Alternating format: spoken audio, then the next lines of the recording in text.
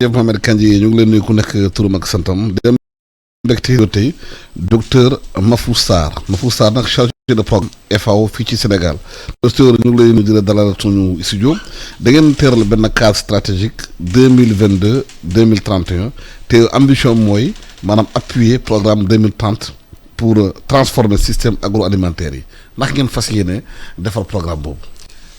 jërëjëf Alassane maa ngi lay nuyu di nuyu auditeurs yëpp yi nga xamante ne ñoom ñooy déglu émission bi di la ñaan balaa ma commencé rek ñu ma feddali sargal boo xamante ne sargal nañ ko jigéen ñi. 8 mars barke démb rek lañ doon célébrer. journée internationale de la femme des droits de la femme te ñu xam ne muy fii si taax yi muy si. kaw gi jigéen ñi ñoo yore daanaka liggéey bu baax ci kër yi ak ci développement bi donc bu loolu weesoo tey jii maa ngi lay gërëm bu baax ci sa question bi di wax ne FAO moom mu ngi fii ci Sénégal depuis 1977 di liggéey ak gouvernement Sénégal ci la ko gouvernement bi dalale fii tey jii bu ñu dalalee FAO Sénégal ba léegi ñu ngi nekk fii di liggéey ci li nga xamante ne mooy jàppale gouvernement bi ci politique développement agricole grand A. Développement agricole bi bu ñu jëlee muy mbay mi muy sàmm bi muy napp bi muy aussi ci àllam bi boo ko déggee di nga gis ne FAO ak gouvernement du Sénégal di waxtaan ci li nga xamante ne moom mooy li ñuy wax li ñuy tëgg muy li ñuy wax cadre de programmation par pays tey jii. boo jëlee FAO globalement ci àdduna bi wax nga ko léegi tëgg nañ cadre stratégique boo xamante ne nii day dem ba 2022-2031 boo xamante ne sunu directeur général bi nga xamante ne moo fi nekk di jiite FAO dafa gis ne système alimentaire yi nga xamante ne nii moom mooy doxal ci la ñuy war a sukkandiku dafa laaj ay pàcc yu bari yi nga xamante ne kenn mënu leen a séparer. tey jii boo nee système alimentaire di nga wax di nga wax mbirum mbay di nga wax mbirum napp di nga wax mbirum sàmm di nga wax mbirum nu ñuy aaree alam bi donc yooyu yëpp bu ñu ko dajalee dina tax ne bu ñu bëggee adresser question yi nga xamante ne mooy question sécurité alimentaire il faut yooyu yëpp ñu bàyyi ci xel. donc si loolu la ñuy sukkandiku mooy nekk suñu base de travail. tey jii bu ñu ñëwee Sénégal fii dañuy gis ne Sénégal ak FAO def nañ lu ñuy wax cadre de programmation par pays boo xamante ne. dañuy waxtaan ak gouvernement du Sénégal ci priorité yi nga xamante ne moom lañ jàpp priorité yooyu nga xamante ne moom lañ jàpp dina la ci wax ñett yi nga xamante ne moom lañ tëgg waxtaanee ko ak gouvernement bi waxtaanee ko aussi ak partenaires yi nga xamante ne mooy organisation professionnelle yi mooy secteur privé ak ñëpp. ñooñu tey jii nañ jàpp ñetti priorité ñu ne benn bi nañ liggéey ci li nga xamante ne ni. mooy lépp lu jëm ci affaire production naka la ñuy mën a defee production bi pare ñoŋal production bi ba nga xamante ne ni dina mën a nekk ci marché bi compétitif ba pare loo xamante ne nañ ko mën a def ci lu durable ñaareel bi mooy naka la ñu mën a def ba taxaw bu baax a baax li ñuy wax ne problème sécurité alimentaire ak tout ce qui est résilience ñetteel bi mooy loolu yëpp bu ñu ko dajalee dinañ gis ne dinañu naka la ñuy def aussi ba ressources naturelles yi nga xamante ne moom la ñu amee nan la ñu koy mën a sàmmee. donc yooyu bu ñu ko tënkee ñett yooyu yëpp bu ñu ko boolee dinañ gis ne tey jii boo naree jublu ci li nga xamante ne mooy suqali développement bi faire face à ces problèmes là di nga mën a boole ñoom ñett yooyu yëpp nga xool naka la ñu koy doxalee ak partenaires yi nga xamante ne ñoom ñoo nekk gouvernement bi moo nekk aussi yeneen partenaires au développement yi nga xamante ne ñoom ñooy ànd ak FAO pour defal loolu. pour le moment production bi problème la. ndaxte boo nekkee réew mënoo guloo bay li nga dundal sa njaboot problème la. crise bu wéngu rek mu laal la. parce que li xew tey Ukraine ak guerre bi ñëpp gis nañu conséquences yaa ngi ñëw.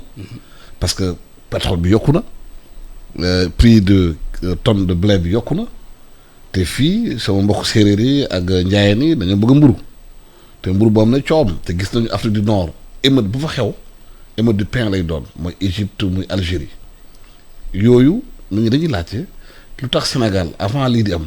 anticiper wul ci lii ab bi xamante ne mën a dundal njabootam bañ a am dépendance alimentaire. waaw loolu nga question bi nga wax am na solo parce que gis nañ ne bu ñu gisee àdduna bi dafa xaw a jaxasoo comme ni ñu koy waxee ci facteurs yu bari moo tax tey jii yaa ngi wax crise Ukraine bi ñëpp gis nañ ne effectivement crise Ukraine bi mën na indi ay conséquences yu bari suñu réew yi parce que xam nañ ne aussi li ñu jëfandikoo yu bari mu ngi jóge foofu loolu benn la ñaar bu fekkante ne ñëw nañ fii gis nga problème changement climatique yi. nga xamante ne dafa jaxasee daanaka dundinu doomu aadama ak dundinu monde bi.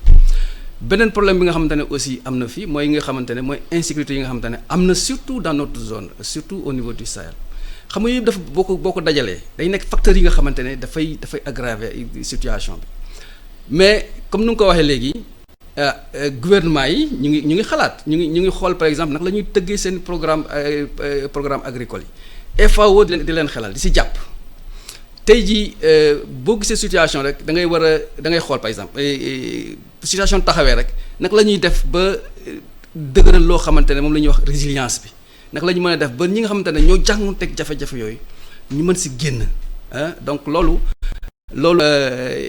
gouvernement mu ngi siy xalaat FAO ñu ngi ko siy jàppale dama la si jox ay exemple yu nga xamante ne ni bu si nekk liggéey nañ si tey jii boo jëlee problème changement climatique yi par exemple xam nga loolu nekk na yitte lan lañ ciy def mooy li nga xamante ne gouvernement tëgg na programme agricole am di xool par exemple nag la ñuy def ba souveraineté alimentaire bi gën a dëgër te loolu gënañ ko fësal sax ba nga xamante ne Covid bi ñëw na Covid ba mu ñëwee ñëpp gis nañ ne jéggaani bi métti na te ñëpp dañoo war a contester li nga xamante ne moom la ñu yore te loolu ñu ngi si yëngatu bu baax ak gouvernement bi loolu boo gisee li ñuy def si par exemple def nañ ay activités yu bëri yoo xamante ne nii dina tax ñu renforcer capacité yi nga xamante ne ñoom ñoo nekk si gox-goxaan yi pour ñu mën a adapté au changement climatique donc loolu nekk na problème boo xamante ne il faut que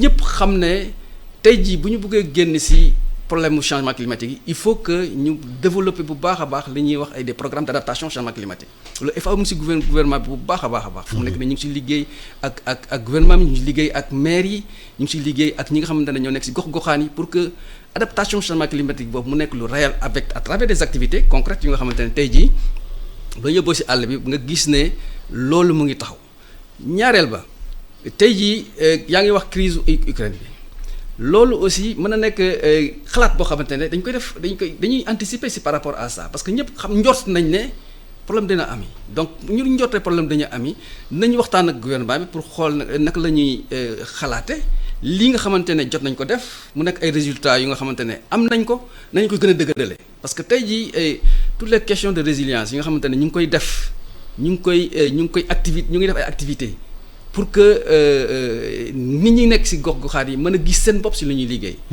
jàppale li nga xam tout ce qui est exploitation familiale. loolu je pense que ay résultats yi nga xamante ne mu ngi fii te gouvernement bi dina si sukkandiku pour que effectivement lii nga xamante ne moom mooy xew Ukraine mu nekk bagage boo xamante ne package boo xamante ne dañ ko jël pour gën ko dooleel. parce que xam nañ ne ñëpp xam nañ ne loolu mën na am jeexital bu rëy si suñu dëkk. waaw xam nga indépendance ba léegi. waaw réew. waaw 67 ans. nga continuer di jeegaan di ngay lekk. waaw nga yore suuf. waaw yore naaj yore ndox munoo dundal sa njaboot. à chaque fois bu crise amee nga nekk à la merci de la crise. mais loolu problème la. waaw xam nga loo gis. xam nga loo gis doxalin la. waaw dañuy doxal di ñëw di tendre vers. mais ñi nga doon doxal ci àdduna. waaw mel ni Inde. waaw mel ni Vietnam. mel ni Corée du Sud. waaw ñoom parvenir am ay résultat. waaw xam nga. ñoom ñu ngi dundal seen njaboot bay exporté. waaw d'accord loolu xam nga ñooñu dugg nañ si liggéey boobu ba am si ay résultats. waaw bu jëlee kawu Sénégal. waaw lu tax Sénégal du am résultat. waaw non Sénégal dina am résultat. dina am résultat parce que Sénégal mu ngi si tànku doxalin pour développer pour egg si résultats yooyu. léegi nag dafay am ay facteurs yi nga xamante ne il faut que ñu dooleel ko facteur bi nga xamante ne nii naka la tey jii boo saytoo xool par exemple économie bi nga xool mbay mi nga gis par exemple exploitation familiale yi nga xamante ne ñoo nekk si gox-goxaan yi naka la ñuy def ba jëmmal organisation paysanne yi naka la ñuy def ba organisation paysanne yi gën a am doole d'accord pour que effectivement li nga xamante ne moom la gouvernement bi tëgg si politique. ñu mën ko ñoom itam ñu mën ko appliquer bu baax a baax si au niveau de terre. waaw parce que boo xoolee agriculture bi ak gàncax yi ñuy def réew programme yi dafa bëri. waaw am incohérence ku nekk ko rukkam def programme boppam amul programme global bu xamante ne day tax réew mi génn ci parce que dañu mënuñu comprendre nga am suuf soosu yëpp fépp ci Sénégal xiif kon di rey saa bu kii amee rek ñu naan def discours yi wax génne dossiers yi def réunion yi après c'est do dara daal. waaw xam nga. naka la réew mi mun a nekk ci guute boobu depuis 60 ans Senghor Abdou Diouf Abdoulaye Wade Macky Sall dara sottiwul ci loolu. non xam nga fu mu nekk nii wax rek. non xam nga fu mu nekk nii Alassane quand même mën nañu gis ne mu ngi évoluer mu ngi avancer. maintenant après mburu bi. blé bi bu taxawee mburu dem suba.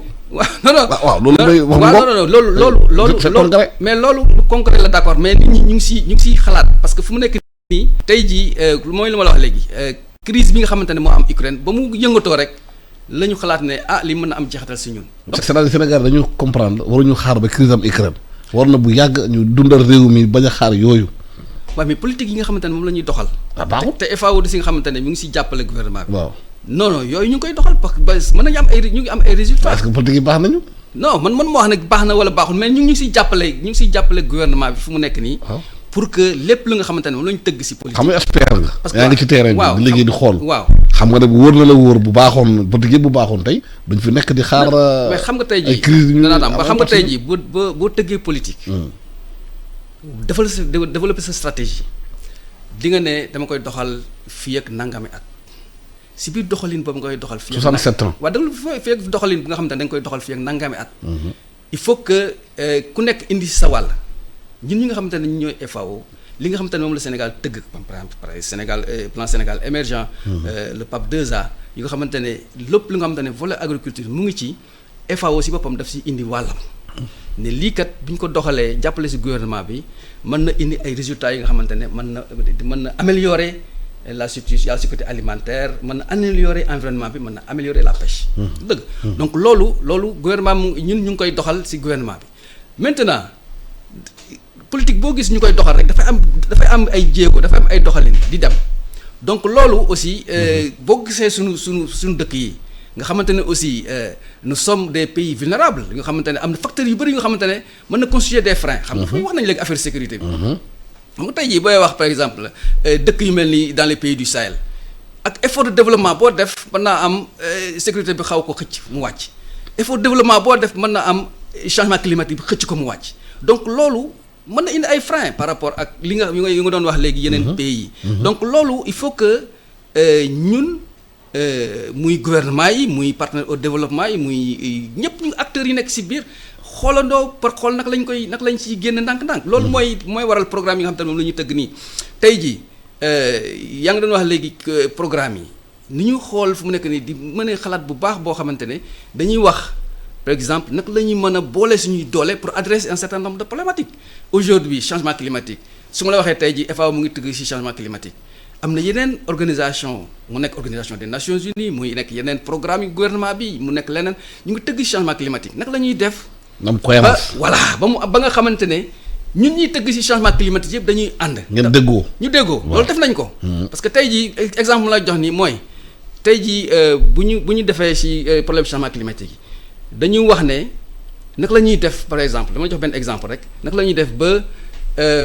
béykat bi nekk ci àll bi mën a jot information météorologique. parce que tey jii information météorologique. intrant la comme béykat bi dama koy soxla comme ni nga xamante ne moom lay soxlaa jiwoo moom lay soxlaa engrais. léegi bu ñu tëggee kii bi loolu sax fekk nañ ci yi ñu ciy liggéey dañ ne waa ANACIM agence nationale de l'aviation civile et de la météorologie waa direction environnement et des établissements classés ak yeneen acteurs yi ak yeneen projet programme yi nga xamante ne ñoom ñoo nekk ci zone bi nga xamante ne fa la ñuy liggéeyee nag la ñuy def ba àndandoo ba nga xamante ne tey jii bu ñu àndee ñun ñëpp dem ci benn dëkk. benn commune ñëpp nañ xam ne ñi ñëpp ñoo boole.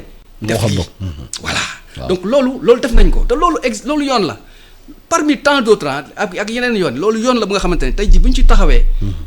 loolu dina tax mu jëmmal daal di gaawal baral tuuti li nga xamante ne moom la ñuy doon wax. voilà donc loolu benn élément la ñaareel élément bi aussi mooy.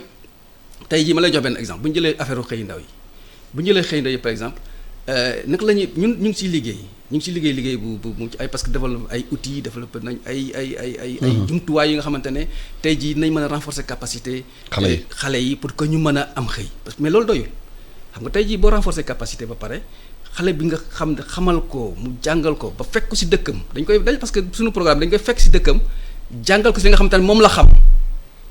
te loolu loolu moo ko intéressé. te loolu bu ñu ko defee ba ñu jàngal ko ba pare soxla nañ keneen koo xamante ne mooy indi infrastructure bi. mooy indi équipement yi pour que xale bi nga xamante ne am na xam-xam. mën ko jëfandikoo am financement mën a jëfandikoo li nga xamante ne moom la.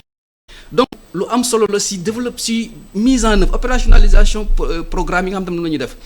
il faut que ñu dem dans ça il faut que ñu dem si boole compétence yi ku nekk am nga li nga xamante ne moom nga mën. tey jii boo jëlee FAO avantage comparatif am mooy dina agence boo xamante ne technique boo xamante ne am na expérience si jàppale mbéy mi napp bi sàmm bi environnement bi tout ça là loolu yëpp am na boo jëlee beneen structure aussi. am na boo jëlee xam nga sànq wax nga napp ji. waaw napp ji am na solo lool. waaw FAO nga liggéey ci agriculture liggéey ci napp ji. waaw waaye sénégalais boo demee léegi ci tefes yi. jën amul. waaw yabooy amatul. waaw ndax yabooy manqué na. soo demee dañuy dem ci àll bi ñoom mool yi dafay heure ci géej bi. bu ñibbisee seen gaal yi amatul pratiquement jën. nee nañu bateau yu mag yi ñoo ñëw jël lu ñu la lekkee. te bu ñu xoolee pêche Sénégal. plus de 600,000 personnes ñu ngi ci liggéey. bu ñu xoolee bu baax a ba ëpp na 2 millions de personnes ci liggéey. xam nga lu ay problèmes yu rëy la. yu fi toog parce que loolu. insécurité alimentaire lay.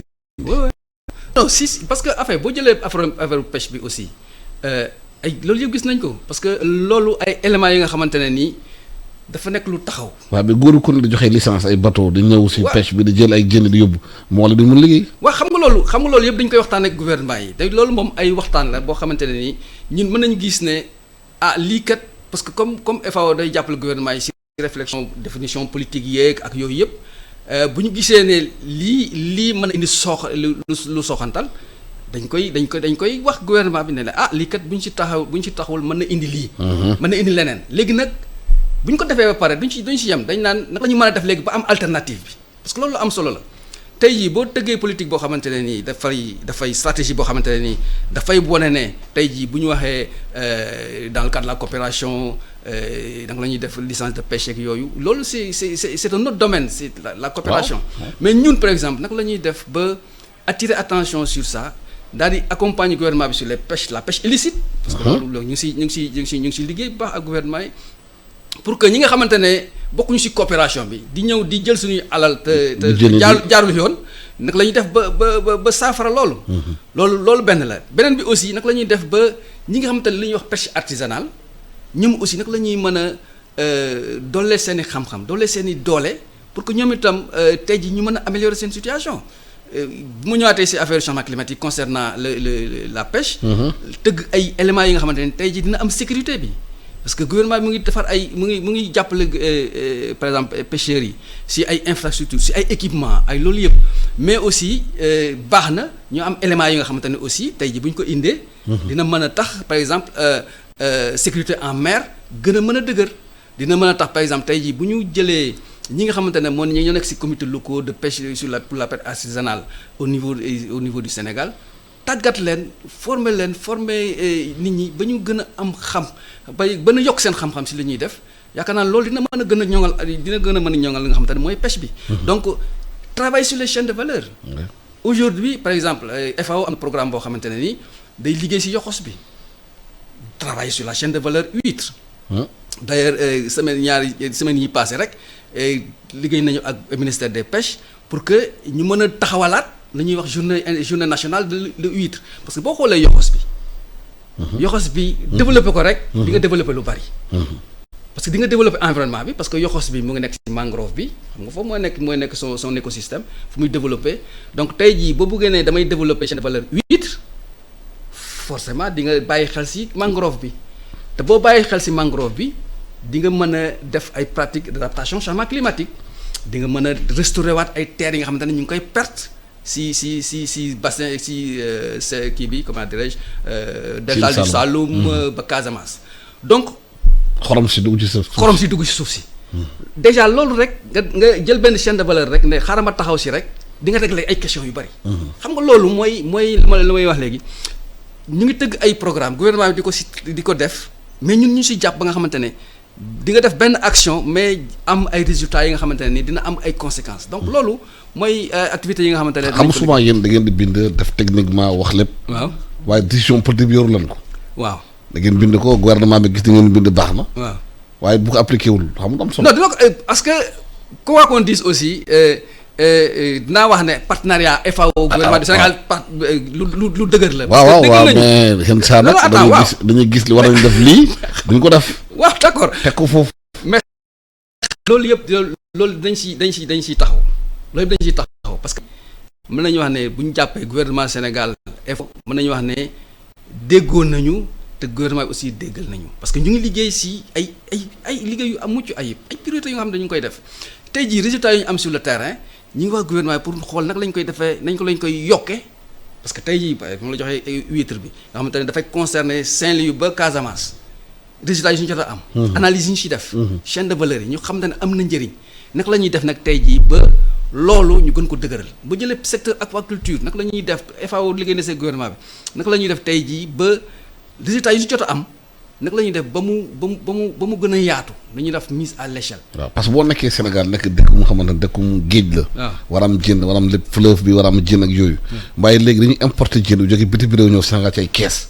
Sénégal jën yooyu la ñuy consommer xam nga problème am na bu rëy. waaw mais xam nga mooy ni ma la wax léegi. jën yu jógee Chili jën yu jógee Brésil. ou Inde. waaw mais xam nga tey jii boo jëlee le commerce mondial xam nga loolu aussi benn facteur la boo xamante ne. àdduna bu moo doxee noonu. loolu du même bu ñu ko bañul aussi nañ def ñun loo xamante ne tey jii bu ñu ko taxawalee loolu même bu dakkul dina wàññeeku parce que loolu mooy politique bi tey jii mënoo par exemple commerce mondial bi nu mu demee mën na ne lii du fi ñëw wala bu jaaree yoon fu mu war a jaar yépp rek war na fi ñëw donc mais nag si biir loolu ñun naka la ñuy def ba que ki nga xamante ne mooy nappkat bi nekk si gaalam ak si environnement bu mu nekkee mën a liggéey mën a dox ba dëkkam. du soxla jën ñëw parce que tey jii bu loolu doxee rek man du ma importer parce que tey jii boo gisee may importer parce que li ñu wax léegi la. parce que géej gi mu ngi production mu ngi wàññeeku. mais tey jii bu ñu taxawalee politique yëpp ba tare di jàppale ñi ngi ñu war a jàppale liggéey ak acteurs yëpp mën naa am donc la importation mën naa am du ñëwati donc loolu mooy liggéey bu ñuy def. mooy liggéey parce que xam man damay doxantu boo doxoon Ndakaaru gis. ay coréens. ubbi ay boutique di jaay jën.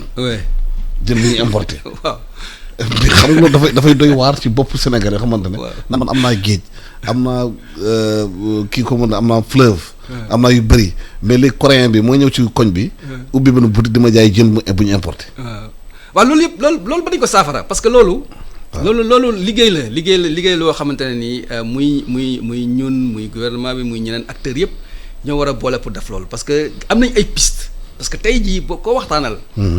dina la wax ne man kat lii laa xalaat bu ñu ko defee dañ mën a am ay solution par rapport à ça donc là je pense que développement boobu ak autonomisation boobu nga xamante ne moom moo ñu war ci loolu la ñuy dox parce que tey jii am nañ ay résultats yu nga xamante ne wan nañu yoon léegi résultats yooyu ñu nga xamante ne moom la ñuy wan nañu yoon bi yooyu la ñuy gën a dëgëral rek après rek jàppale si gouvernement pour mu lawal ko. est-ce que jël nañu yoon bi war nañu yoon mais est-ce que jël nañu yoon boobu. waaw dinañ ko jël loolu moom jël yoon bi dinañ ko def. parce que mën nañu def leneen lu loolu. parce que tey jii boo gisee àdduna bi nu mu demee. yaakaar naa ne boo gisee yoon bi nga xamante ne fii laa war a jaar doo mën a def leneen lu jaar fa. parce que sinon day am problème. parce que Sénégalais bëri xalaatoon nañu Covid bi ñëw. waaw faagaaga réew yu bëri yu tëj frontières yi. ba yenn saa sax nit ñi tiit. te bu ñu génne ci Covid bi même bu ñu ci génnewul nii. instant bi ñu toll nii. war nañu commencé di béy lu bëri ci réew mi pour demain bu yi amaatee ñu bañ a amaat yenn jafe-jafe yu benn. waaw ñu ngi si. waaye ci terrain bi dañoo gisul loolu. c'est-à-dire li ñu gis mooy discours yi maanaam slogan yi ak yooyu waaye boo wàccee terrain bi dañ lay wax gisoo ko ci terrain bi. non ñu ngi si parce que tey jii boo wàccee ci terrain bi da nga gis ay résultats yi nga xamante ne projet programme. ñu ngi béy bu baax a baax. waaw ñu ngi ci. pour réew mi bañ a di jéegaani. ñu ngi si parce que réew mi bañ a jéegaani loolu ñu ngi si tendance bi ñu ngi si. waaw loolu ñu ngi tey jii boo wàccee sur le terrain gis ay résultats gis ay projet programme bi lu ñu liggéey sur le terrain di nga gis ne li kat ñu ngi si man mii naa dem si terrain bi lu bari defoon nañu par exemple le mois de décembre bi jël nañu invité nañu ministère agriculture ministère élevage environnement ak pêche. ànd ak ñoom daal dem si terrain bi wan leen par exemple ñun résultats yi nga xamante ne moom la ñu jot a am ba ñu àndee ba egg sur le terrain ba ñoom ñu gis nañ ne lii kat lu baax la war nañ ko mën a def yokk yaatal ba nit ñi jot si parce que yoon la yaakaar naa ne loolu mooy doxalin bi.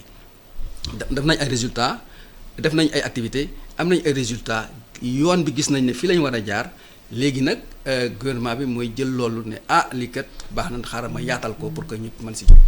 voilà docteur Mahfou Sarr maa lay gërëm di la sant di fàttali auditeurs yi ay chef de programme FAO Sénégal di waxtaan ak yow ci programme yi ngeen teral surtout ci mbirum sécurité alimentaire parce que li nga ko waxee sànq waxtaan nañ ci réew yi foo ñu jël seen responsabilité mën a dundal seen i njaboot béy seen réew parce que adduna bi dafa yëngu li xew Ukraine bu amee impact ci Afrique du Nord am aussi Sénégal loolu war naa yee ku nekk réew da nga koy sécuriser alimentairement nga gërëm di leen sant.